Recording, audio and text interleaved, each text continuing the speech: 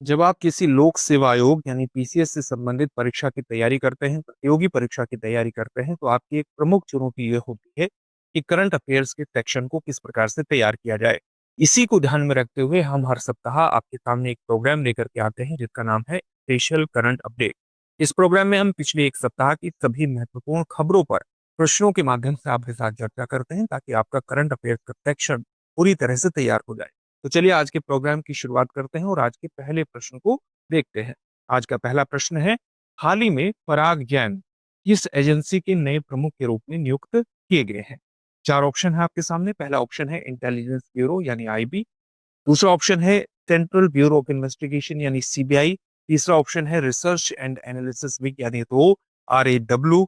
और चौथा ऑप्शन है नेशनल इन्वेस्टिगेशन एजेंसी यानी NIA।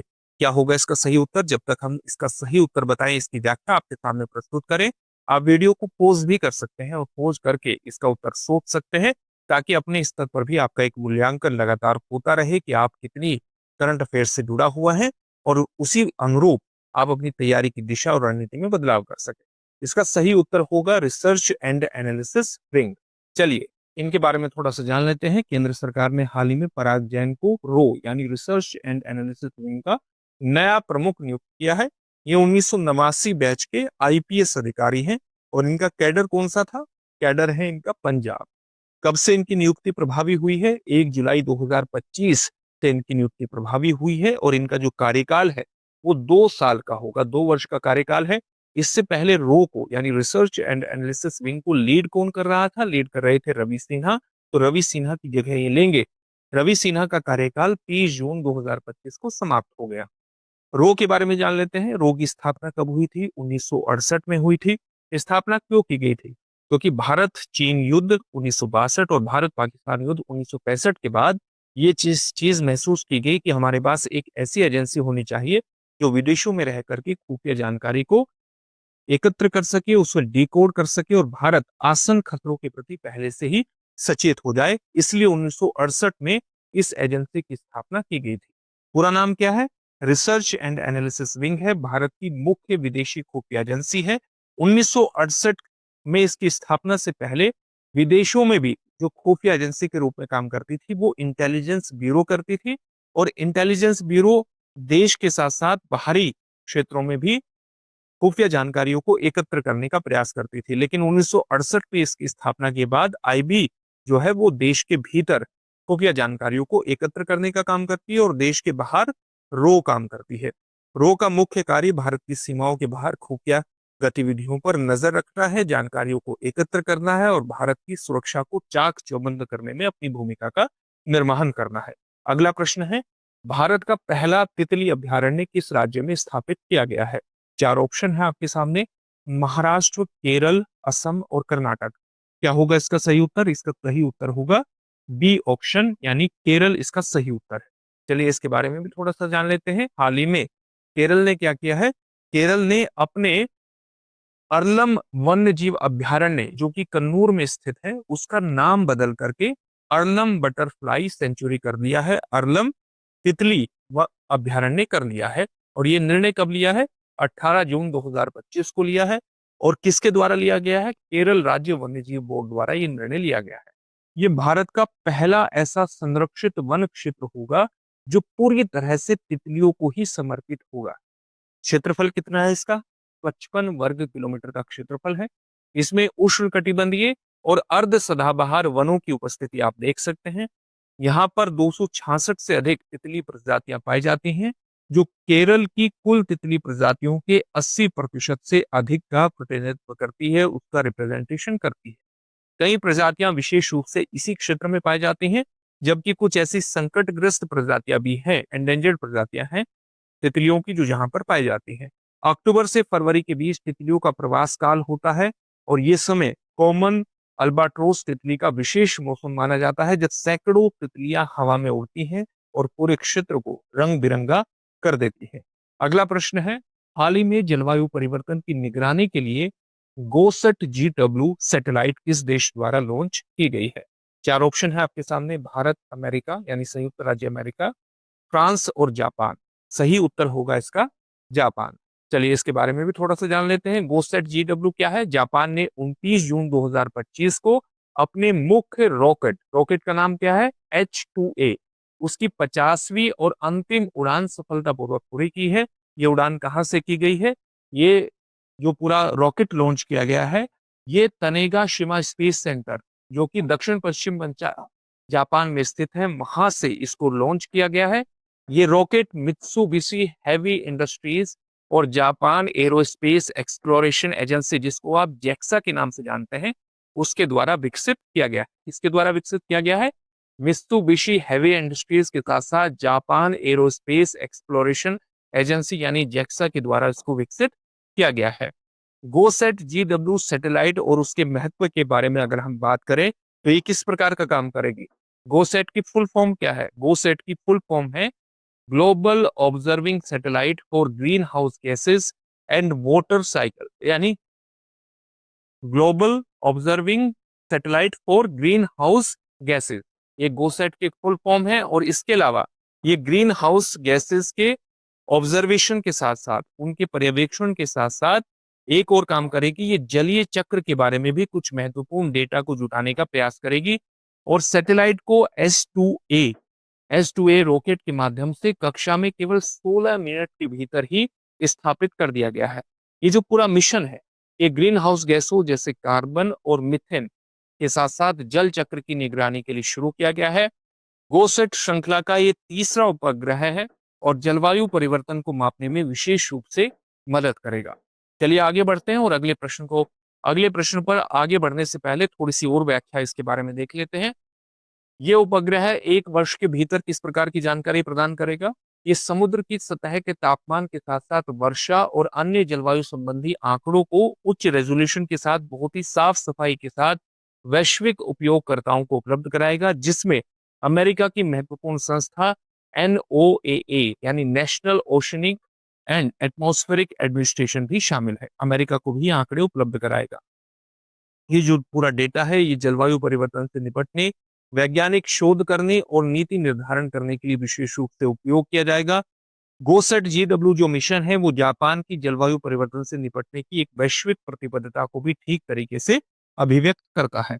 आगे बढ़ते हैं और अगले प्रश्न को देखते हैं। अगला प्रश्न है, वस्तु एवं सेवा कर यानी goods and services tax Bharat में कब लागू किया गया था? आपके सामने ऑप्शन क्या है? 1 जनवरी 2016 है, 1 जुलाई 2017 है, 1 अप्रैल 2018 या 1 मार्च 2017 है। इसका सही उत्तर क्या है? Goods and services tax Bharat में कब लागू किया गया था? 1 जुलाई 2017 से इसको लागू किया गया था, यानी ऑप्शन बी इसमें बिल्कुल सही उत्तर हो जाएगा। इसके बारे में जान लेते हैं। हाल ही में 1 जुलाई 2025 को गुड्स एंड सर्विसेज टैक्स को लागू किए कितने वर्ष हो गए हैं? 8 वर्ष हो गए हैं।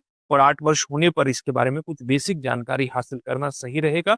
वस्तु एवं सेवा कर को 1 जुलाई 2017 को लागू किया गया था। उद्देश्य था एक सशक्त और अधिक एकीकृत इंटीग्रेटेड अर्थव्यवस्था की नींव रखना।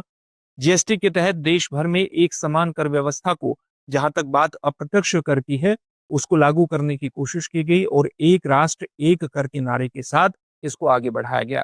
इसके अलावा GST ने उत्पाद शुल्क, सेवा कर और वैट जैसे कई अप्रत्यक्ष करों की जगह ली। अगर हम इसके प्रभाव और उपलब्धियों की बात करें तो GST से कर अनुपालन बहुत सरल हुआ, जिससे कारोबारियों की अलग अलग व्यवसायों को करने की जो लागत है उसमें कमी आई।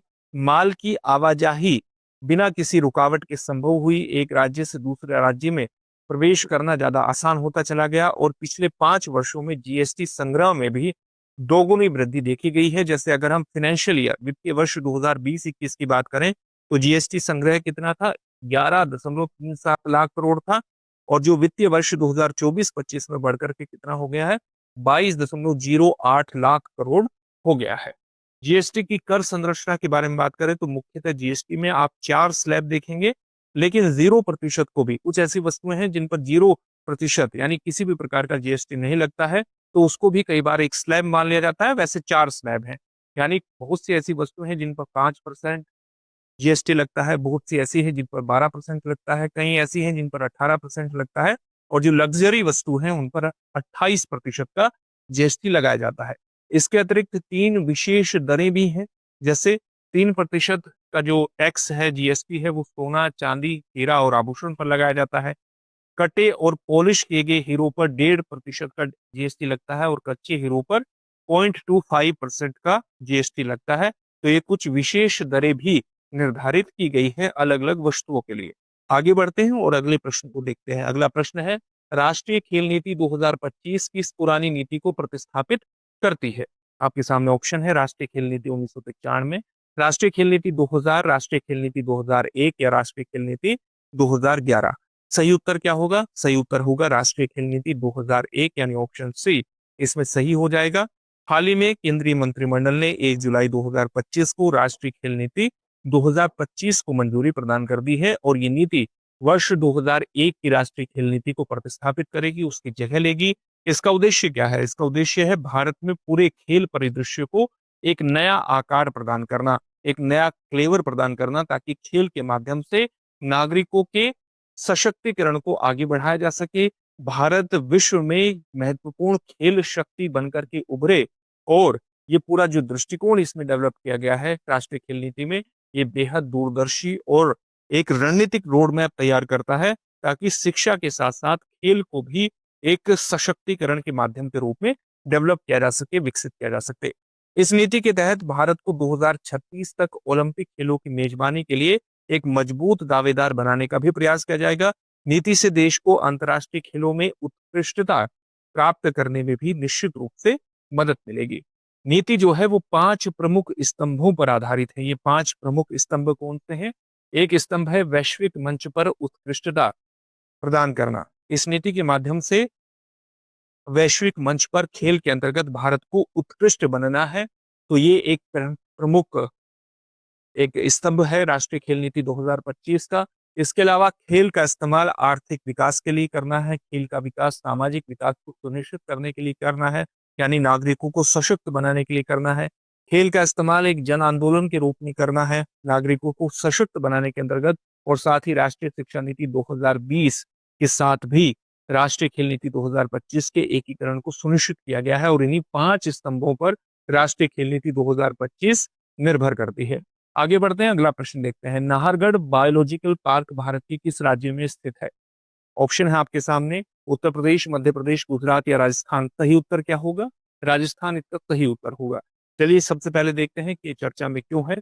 जयपुर के नाहरगढ़ बायोलॉजिकल पार्क में हाल ही में एक बाघिन जिसका नाम रानी है, उसने एक साथ 5 शावकों को जन्म दिया है, जिससे ये पूरा खबर बनी है। ये देश में पहली बार ऐसा हुआ है जब किसी बाघिन के द्वारा 5 शावकों को जन्म दिया गया है। अगर हम नाहरगढ़ बायोलॉजिकल पार्क के बारे में कुछ बेसिक चीजों को जाने तो ये जयपुर से केवल 12 किलोमीटर की दूरी पर स्थित है और दिल्ली जयपुर नेशनल हाईवे 8 पर ये स्थित है। अगर हम इसके क्षेत्रफल की बात करें तो पार्क अरावली की पहाड़ियों के बीच स्थित है और लगभग 720 हेक्टेयर क्षेत्र में फैला हुआ है। पक्षी प्रेमियों के लिए, पक्षियों को पसंद करने वाले, उनके बीच रहने जाने वाले जो पर्यटक हैं, उनके लिए एक स्वर्ग स्वर्ग की तरह काम करता है नाहरगढ़ बायोलॉजिकल पार्क, क्योंकि यहाँ पर 285 से अधिक पक्षी प्रजातियां पाई जाती हैं। वनस्पति और जीव जंतुओं की बात करें तो पार्क में वाइल्ड लाइफ यानी वन्य जीव सफारी के दौरान अलग अलग प्रकार के जानवरों को देखा जा सकता है। सामान्यतः देखे जाने वाले जानवर कौन से हैं? रॉयल बंगाल टाइगर, हाइना यानी लकड़बग्घा, पैंथर, मगरमच्छ, स्लोथ बियर यानी भालू, हिमालयन ब्लैक बियर, जंगली स्वर, वाइल्ड बोर। पक्षियों में सबसे प्रसिद्ध यहाँ पर पाया जाने वाला पक्षी कौन सा है? व्हाइट नेप्ड टिट यहाँ सबसे प्रसिद्ध पक्षी है जो देखा जाता है। अगला प्रश्न है, हाल ही में प्रधानमंत्री नरेंद्र मोदी को घाना में कौन सा सर्वोच्च नागरिक सम्मान प्राप्त हुआ है या प्रदान किया गया है? आपके सामने ऑप्शन है, order of African unity, order of Ghana gold medal, officer of the order of the star of घाना और ग्रैंड ऑफ घाना ऑर्डर। क्या होगा इसका सही उत्तर? इसका सही उत्तर होगा ऑप्शन सी यानी officer of the order of the star of घाना। चलिए इसके बारे में थोड़ा सा विस्तार से जानते हैं। हाल ही में प्रधानमंत्री नरेंद्र मोदी की घाना यात्रा ने भारत घाना संबंधों को एक व्यापक साझेदारी के रूप में नए स्तर पर पहुंचाने में महत्वपूर्ण भूमिका का निर्वहन किया है।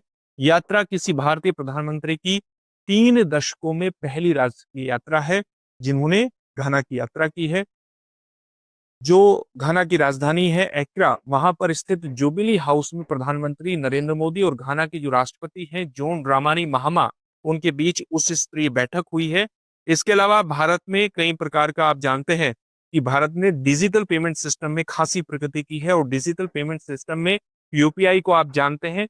तो भारत ने यूपीआई को लेकर के, जन औषधि योजना को लेकर के, कौशल विकास स्किल डेवलपमेंट योजना को लेकर के, और साथ ही भारत ने जिस प्रकार से कोविड-19 के अंतर्गत कोविड-19 बीमारी से लड़ने के लिए वैक्सीन उत्पादन किया था, उसके अनुभवों को साझा करने का प्रस्ताव घाना को दिया है। चार ऐसे समझौते हैं जिनके समझौता ज्ञापन है, जिन पर आदान प्रदान हुआ है दोनों देशों के बीच। जैसे भारत और घाना के बीच सांस्कृतिक आदान प्रदान पर एक मेमोरेंडम ऑफ अंडरस्टैंडिंग को आदान प्रदान किया गया है। इसके अलावा मानकीकरण में सहयोग के अंतर्गत भी मेमोरेंडम ऑफ अंडरस्टैंडिंग का आदान प्रदान हुआ है। मानकीकरण का मतलब क्या है? मानकीकरण का मतलब यह है कि भारत में कुछ वस्तुओं का निर्माण होता है और कुछ वस्तुओं का निर्माण घाना में होता है। तो भारत में जिन वस्तुओं का निर्माण हो रहा है, उनमें घाना में अपनाए जाने वाले मानकीकरण, घाना में जिस प्रकार की मानकीकरण है, स्टैंडर्डाइजेशन है, जिस तरह की डिमांड है, उसी तरह का निर्माण अगर भारत में होगा तो घाना में वस्तुओं की निर्यात को बढ़ावा दिया जा सकता है, सेवाओं के निर्यात को बढ़ावा दिया जा सकता है।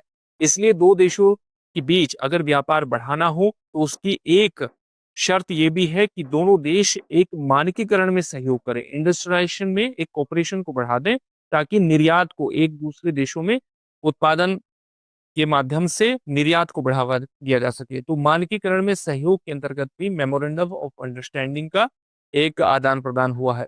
इसके अलावा पारंपरिक चिकित्सा, शिक्षा और अनुसंधान के साथ साथ विदेश मंत्रालयों के बीच संयुक्त आयोग की बैठकों के अंतर्गत भी मेमोरेंडम ऑफ अंडरस्टैंडिंग के आदान प्रदान को एक तरह से आगे बढ़ाया गया है। अफ्रीका में घाना कहाँ पर स्थित है? पश्चिम अफ्रीका में स्थित है। ये घाना की अवस्थिति है पश्चिम अफ्रीका। ये घाना है, यहाँ पर पड़ता है। एक महत्वपूर्ण देश है, आर्थिक प्रगति करने वाला देश है। अगला प्रश्न है साइट्स यानी convention on international trade in endangered species of wild fauna and flora. इसका मतलब क्या है? इसका मतलब है वन्य पौधों, वन्य जीवों की संकटग्रस्त प्रजातियों के अंतर्राष्ट्रीय व्यापार पर समझौता किस वर्ष प्रभावी हुआ था? साइट्स कब प्रभावी हुआ था? 1972, 1973, 1975 या 1985? तो इसका सही उत्तर है 1985 को यह प्रभावी हुआ था, और इसका पहला सम्मेलन 1976 को बर्न में हुआ था। सरकारों के बीच एक अंतर्राष्ट्रीय समझौता है साइट्स। तो उद्देश्य क्या है? सुनिश्चित करना कि वन्य जीवों और पौधों की प्रजातियों के अंतर्राष्ट्रीय व्यापार से प्रजातियों के अस्तित्व को किसी भी प्रकार से खतरा उत्पन्न न हो, ये सुनिश्चित करने का काम इसका है। वर्तमान में साइट्स में सदस्य देशों की संख्या 185 है, 184 देश हैं, और एक क्या है? यूरोपियन यूनियन है।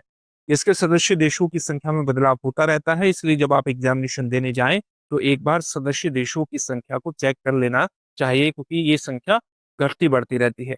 कब प्रभावी हुआ था? 1975 में प्रभावी हुआ था। भारतवर्ष 1976 में 25वां भागीदार इसका बना था। वर्तमान में अ, वर्तमान में नहीं कहना चाहिए, बल्कि 1976 में इसका पहला सम्मेलन हुआ था, स्विट्जरलैंड के बर्न में हुआ था। साइट्स पार्टियों पर कानूनी रूप से बाध्यकारी तो है, या आप कह सकते हैं कि जो भी इसके पक्षकार हैं, जितने भी देशों ने साइट्स में हिस्सेदारी ली है, इसके कन्वेंशन को माना है, इससे संबंधित प्रावधानों को लागू करना देशों के लिए बाध्यकारी है। लेकिन ये प्रावधान कितने लागू होंगे, ये उन देशों द्वारा अपनाए गए राष्ट्रीय कानूनों पर निर्भर करते हैं। राष्ट्रीय कानूनों में साइट्स द्वारा जो उद्देश्य तय किए गए हैं, उन सभी उद्देश्यों को राष्ट्रीय कानूनों में कितनी जगह दी गई है, ये डिपेंड करता है कि साइट्स के जितने भी सिद्धांत हैं उनको कितने स्तर पर लागू किया गया है। समझौते के तहत यानी साइट समझौते के तहत संकटापन यानी जो संकट से घिरी हुई प्रजातियां हैं, उनको 3 परिशिष्टों में, 3 अपेंडिक्स में विभाजित किया जाता है। परिशिष्ट 1 में उस तरह की प्रजातियां शामिल की जाती हैं जो संकटग्रस्त हैं और जिन्हें व्यापार से और अधिक खतरा हो सकता है, वो भविष्य में विलुप्त हो सकती हैं। ऐसी प्रजातियों को कि अंतर्राष्ट्रीय व्यापार पर नियंत्रण लगाने का प्रयास किया जाता है, और ये माना जाता है कि अगर परिशिष्ट 1 में कोई जानवर शामिल है तो इसका, या कोई पौध प्रजाति शामिल है, तो उसके अंतर्राष्ट्रीय व्यापार को बिल्कुल नहीं किया जाना चाहिए, क्योंकि इससे उसके विनष्ट होने का, विलुप्त होने का खतरा है। जैसे बाघ जैसी प्रजातियां इसी के अंतर्गत आती हैं। परिशिष्ट 2 में ऐसी प्रजातियों को शामिल किया जाता है जिनके निकट भविष्य में लुप्त होने का खतरा नहीं है, लेकिन ये आशंका रहती है कि यदि इन प्रजातियों के व्यापार को सख्त तरीके से नियंत्रित नहीं किया गया तो ये संकटग्रस्त यानी एंडेंजर्ड श्रेणी में आ सकती है। तीसरे परिशिष्ट में ऐसे पौध प्रजातियों को, ऐसे वन्यजीव प्रजातियों को शामिल किया जाता है जिसकी किसी एक पक्ष या देश द्वारा नियंत्रण या संरक्षण के लिए पहचान की गई है, लेकिन इस परिशिष्ट में शामिल प्रजातियों के व्यापार को नियंत्रित करने के लिए दूसरे पक्षों का सहयोग भी अपेक्षित रहता है, क्योंकि अगर अंतर्राष्ट्रीय व्यापार हो रहा है तो बिना दूसरे देशों के सहयोग के इस व्यापार को रोकना बेहद ज्यादा मुश्किल होता है। तो ऐसी पौध प्रजातियों को या वन्य जीवों को तीसरी श्रेणी में परिशिष्ट में शामिल कर दिया जाता है। अगला प्रश्न है, गादेन फोड्रांग ट्रस्ट किस वर्ष हिमाचल प्रदेश के धर्मशाला में पंजीकृत हुआ था? आपके सामने ऑप्शन है वर्ष 2011, 1959, 1990 या 2005। सही उत्तर है वर्ष 2011।